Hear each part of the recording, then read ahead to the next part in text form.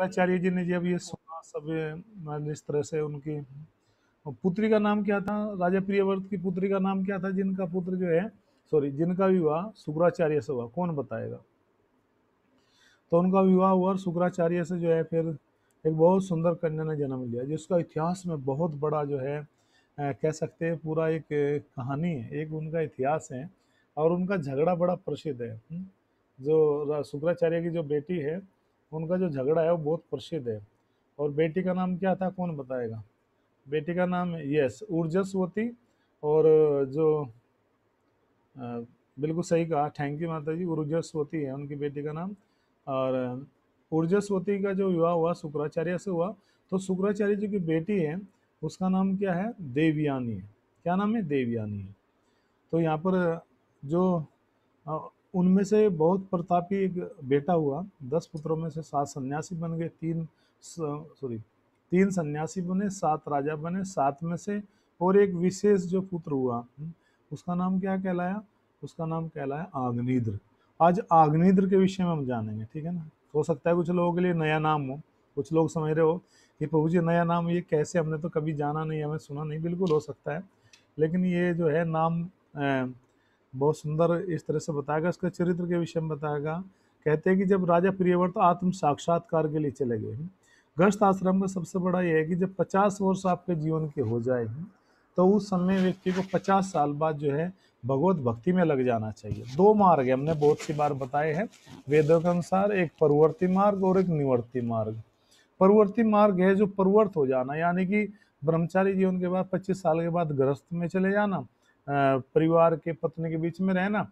एक होता है निवर्ती मार्ग, गुरुकुल में ही बचपन से ही वो शिक्षा लेने पश्चात फिर संन्यास के लिए, प्रचार के लिए निकल जाते थे। लेकिन उन सबका भी कर्तव्य जो गृहस्थ में है, उनका भी क्या है कि वो 50 साल बाद सब जिम्मेदारी अपने जवान बेटों का सोच कर, मतलब सौंप करके उसको फिर भक्ति में लग जाना चाहिए। तो यही किसने किया? राजा प्रियव्रत ने किया। राजा प्रियव्रत के पिताजी ने भी यही किया था। कौन थे? शंभु मनु जी ने। इस तरह मतलब वो एक सीरियल है। इनसे पहले हमने इनके भाई, राजा प्रियव्रत के भाई कौन थे, कौन बताएगा? 2 भाई थे ना राजा प्रियव्रत। महाराज जो है मनु महाराज के 2 पुत्र हुए और 3 पुत्री हुई है। 3 पुत्री जो है आकुति, देवहूति, परशुति, ये 3 पुत्री हुई हैं। 2 पुत्र है प्रियव्रत और दूसरे है जो ध्रुव के पिता है। कौन है ध्रुव महाराज के पिता? उत्तानपाद। वो भी जंगलों में इस प्रकार से जो है सब कुछ छोड़ के चले गए और भगवत भक्ति में लग गए। यहाँ पर भाई ने भी यही किया, दूसरे भाई ने भी यही किया। जब वे जगह चले गए तो उनका पुत्र आग्नेद्र जो था, जिनके विषय में बता रहे, उनकी आज्ञा के अनुसार जम्बूद्वीप का शासक बना। तो जम्बूद्वीप जो है 9 द्वीप है, 9 खंड है, पूरी पृथ्वी को 9 भागों में बांटा गया है। हम पूरा डिटेल में वर्णन करेंगे। तो जम्बूद्वीप प्राचीन नाम है। जम्बूद्वीप के अंदर ही भारत का भी नाम आता है। जम्बूद्वीप है, भारत खंड है। जम्बूद्वीप के अंदर क्या है? भारत खंड है। तो उसके अंदर जो है उनके पुत्र ने शासन किया और उनके निवासियों के पिता की भली भांति स्नेह का पालन किया। राजा जो है आग्नेद्र जो है क्या जो इच्छा है उसकी पूरी करते हुए मंदराचल पृथ्वी गुफा में तप करने के लिए प्रविष्ट हुए। उनकी इच्छा अनुसार भगवान ब्रह्मा ने आग्नेद्र की कुटी में पूर्व चित्ती नामक स्वरूप की कन्या भेजी। तो यहाँ पर जो है ये भी अपने पिता की भांति जो है बहुत तपस्वी थे, तपस्या करने के लिए गए। लेकिन क्या हुआ कि इनकी जो कुटिया थी, जहाँ पर ये आश्रम में जो है भजन कर रहे थे, तो वहाँ पर जो है पूर्व चित्ती नामक एक जो है अप्सरा भेजी। अब तक आप लोगों ने सोचा होगा कि भाई जो इंद्र थे, देवता ही भेजते थे, अप्सरा नहीं, ब्रह्मा जी ने भेजा। उसका पर्पज दूसरा था। क्या पर्पज था कि भाई क्योंकि ब्रह्मा जी का तो सबसे बड़ा जो अभिष्ट है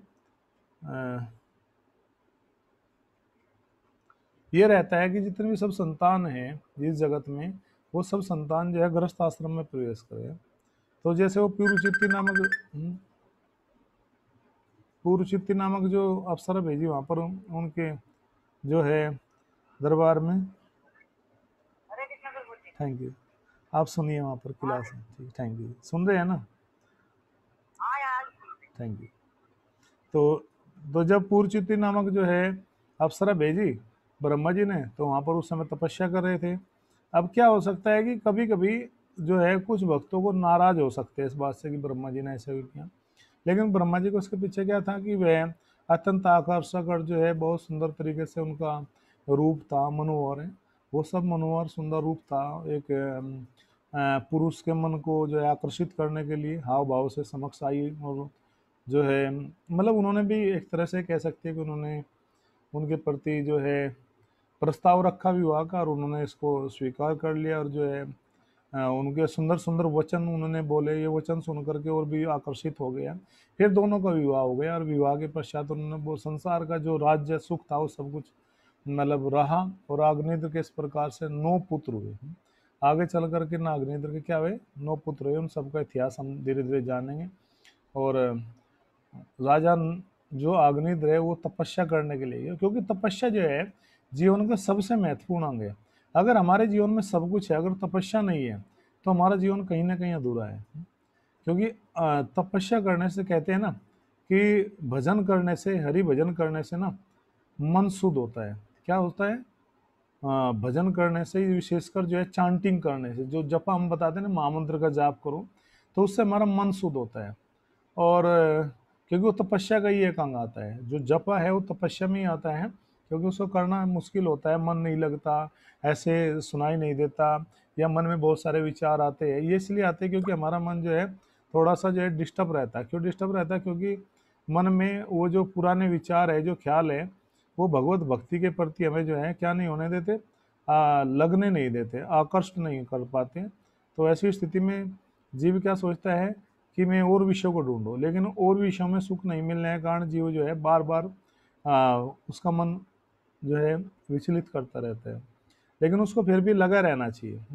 और इस प्रकार से जो है नियम पालन करते आगे बढ़ता है। तो इस तरह से राजा प्रियव्रत ने भी पिता के जाने पश्चात फिर उसने तपस्या करने के लिए जो है क्योंकि एक बार राजा अग्निद्र ने सुयोग्य पुत्र प्राप्त करने तथा पितृलोक का वासी बनने की कामना से भौतिक दृष्टि से भगवान ब्रह्मा जी की आराधना की। उन्होंने सोचा कि मैं पितृलोक में चले जाऊं। पितृलोक का मतलब होता है जो उच्च लोक है, उसमें पितृलोक अर्थात जो पूर्वज लोग हैं वहां पर निवास करते हैं, वहां पर बहुत सारी सुविधाएं हैं, और वो सब भौतिक आकर्षण के सब चीजें हैं।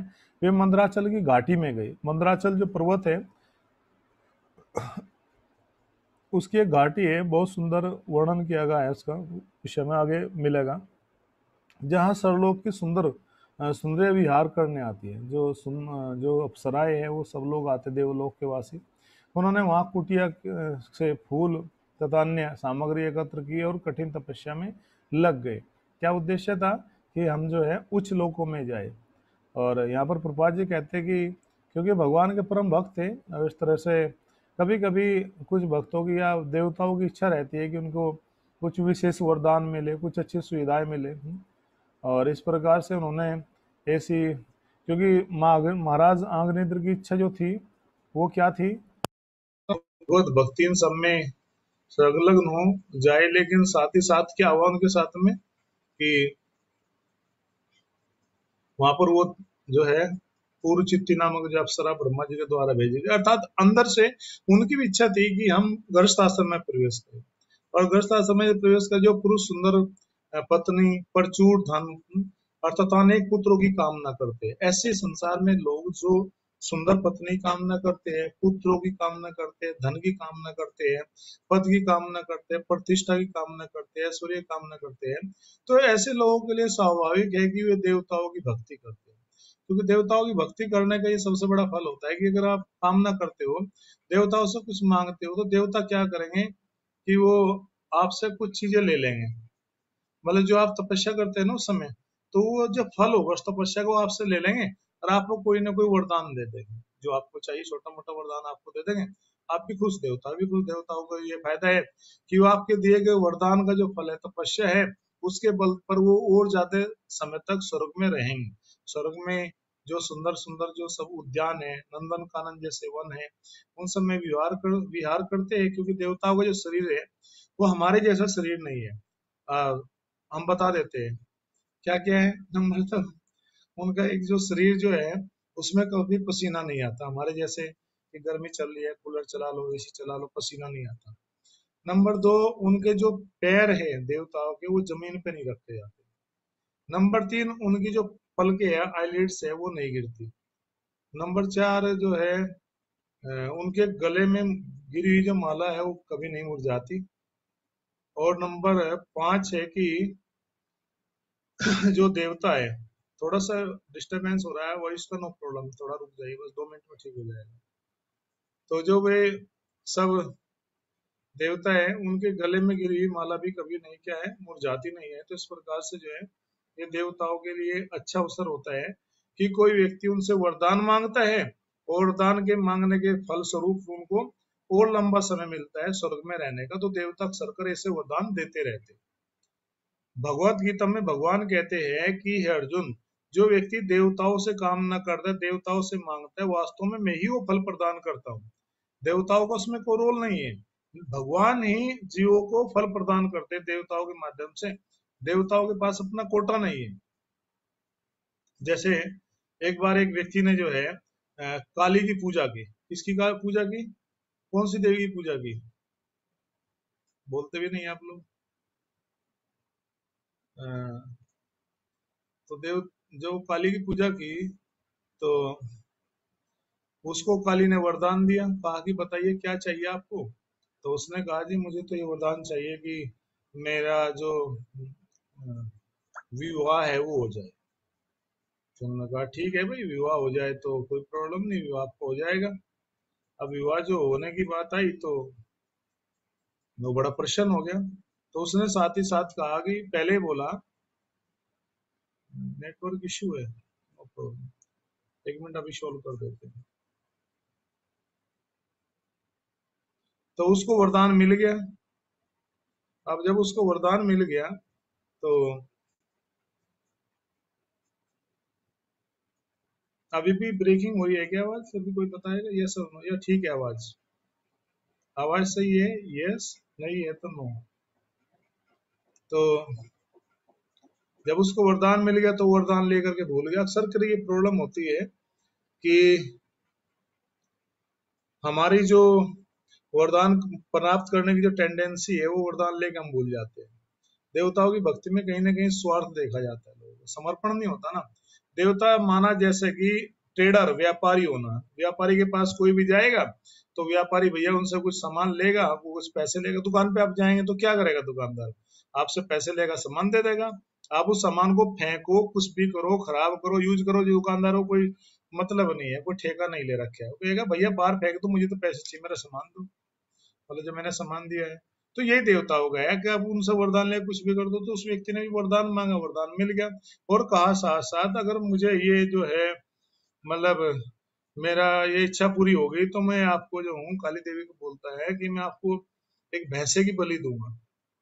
तो उस वरदान लेके चला गया। वो तो भूल गया क्योंकि स्वार्थ था ना। तो कुछ समय बाद दुर्गा जो काली देवी थी वो आई, उसने कहा भाई जो है वो वरदान आपने मांगा था मैंने दे दिया, अब वो पूरा करो वचन जो आपने बोला था मुझे कुछ देने के लिए। तो उसने कहा पता नहीं आजकल लॉकडाउन चल रहा है, इतने महंगा हो चुका है, जीएसटी लगी हुई है, वैसे ही हालत खराब है, दुकान बंद है, लाले पड़े हुए हैं। तो उसने कहा कोई बात नहीं, तुम जो है भैंसा तो बड़ा होता है, बकरे की बलि दे दो, बकरा दे दो। तो उसने कहा ठीक है। तो 6 महीने बाद फिर आई तो कहती हो तुम्हारा जो है क्या रहा प्लान, तुम बकरे क्या देने वाले थे मुझे?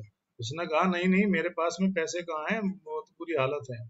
तो काली देवी ने कहा कोई बात नहीं, अगर तुम्हारे पास में बकरे के पैसे नहीं है तो फिर एक काम करो, तुम कोई पक्षी दे दो मुझे, कोई उड़ता हुआ पक्षी पकड़ा दो ताकि मेरा भी वचन पूरा हो जाए।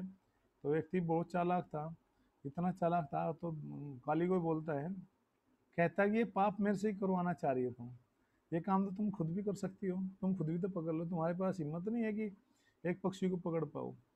यानी कि यहाँ पर मिलता है कि जो स्वार्थ होता है, स्वार्थ माई जक्र सुप्रीत, देवताओं की भक्ति में लोग स्वार्थ से लगते हैं। जैसे ही वरदान पूरा होगा तो वो देवताओं की भक्ति तुरंत छोड़ देगा। लेकिन जो भगवत भक्ति है उसमें स्वार्थ नहीं होता है, उसमें आत्मसमर्पण होता है, प्रेम होता है। प्रेम के कारण हम भगवान के साथ में जो हमारा रिलेशन है, जो संबंध है, जो खोया हुआ जो संबंध है, उसको हम पा लेते हैं, उसको प्राप्त करते हैं केवल केवल प्रेम के कारण। तो प्रेम होना सर्वप्रिय है इस संसार में, वो समर्पण के द्वारा आएगा। वो हमारे हृदय के जो अंदर जो कलमश है जब वो साफ होगा, जब कृष्ण प्रेम की ओर अधिक हम उन्मुक्त होंगे, तब वो जो है भगवत भक्ति का प्रेम हमें और आगे बढ़ा करके ले जाएगा, और अधिक हम जो है कृष्ण के नाम का जानना चाहेंगे और कृष्ण के नाम का चिंतन करेंगे। तो ये कब आएगा कि जब हम पूरी तरह से समर्पित होंगे भगवत भक्ति में। तो यहाँ पर राजा अग्निद्र ने भी क्या किया कि उसने भी जो है ये सब इच्छा की। अब इच्छा पूरी की तो ब्रह्मा जी ने देखा भैया इतनी तपस्या करा, इच्छा पूरी करा, मतलब इच्छा है इसकी पितृलोक में जाने की, अच्छे पुत्र की, अच्छे पत्नी की।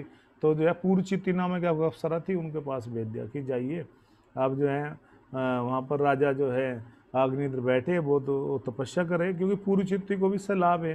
अब आप पूछेंगे मतलब ये सामान्य पुरुषों जैसा वो नहीं है कि भाई गए लव इन फर्स्ट साइट, यानी कि पहली दृष्टि में प्रेम होगा, विवाह हो गया, वो नहीं है। यहाँ पर जो है देवताओं का क्यों रोल है, देवता क्यों आते हैं भक्ति में अक्सर कर विघ्न डालने के लिए। उनको पता है कि अगर इस व्यक्ति के पास में इतना भजन हो गया तो ये स्वर्ग का राजा बन जाएगा। इंद्र का तो यही काम है, उस समय टेंशन में रहता है, चिंता रहती है। कितने केस चल रहे हैं इंद्र के, देखो कि उसने जो है भले ही देखो पृथु महाराज जी के सामने भी उसने ऐसा कर दिया। क्या कर दिया, यज्ञ घोड़ा चुरा कर लेके चलेगा, यज्ञ नहीं होने दिया। 99 यज्ञ ही रह गए बेचारे के। फिर ब्रह्मा जी ने समझाया भैया तुम तो पृथु महाराज जी आपको यज्ञ करने की जरूरत क्या है, खाम खामे ये परेशान कर रहा है, बार बार आपके यज्ञ में बाधा डाल रहा है, खाम खाम के आपके हाथ से मर्डर हो जाएगा, इसके FIR हो जाएगी आपके नाम, आप क्यों टेंशन लेते हो, क्या जरूरत है। तो राजा जो पृथु महाराज जी है, सॉरी हाँ, फिर तो महाराज जी उनको यज्ञ पूरा ही नहीं किया, उन्होंने छोड़ ही दिया, 100 यज्ञ पूर्ण नहीं किया। तो कितनी जगह क्या है, क्योंकि इंद्र का जो पद है वो ऐसा रहता है कि जिसमें हमेशा डर रहता है कि भैया दूसरा कोई सिंहासन ना छीन ले। और देवता तो चाहते हैं कि कोई तपस्या करे और हम उसको वरदान दें और उसका जो फल है हम ले लें उनसे।